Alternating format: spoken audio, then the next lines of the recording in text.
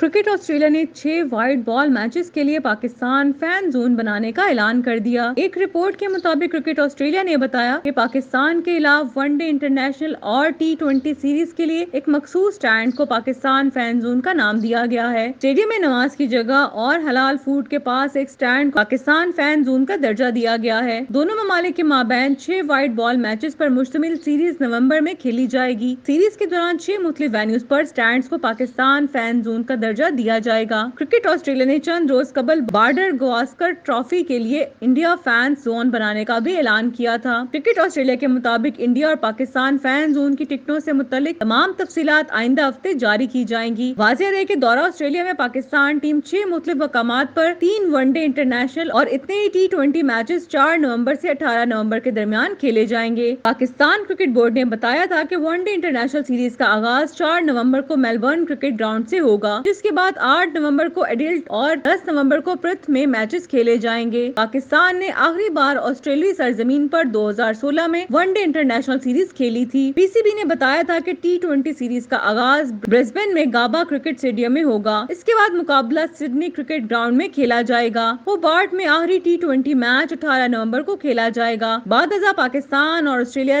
3 T20 matches میں مد مقابل آئیں گے۔ قومی ٹیم نے 2022 میں آسٹریلیا کی سرزمین پر آخری T20 میچ کھیلا تھا، جہاں اسے T20 ورلڈ کپ کے فائنل میں انگلینڈ کے ہاتھوں شکست ہوئی تھی۔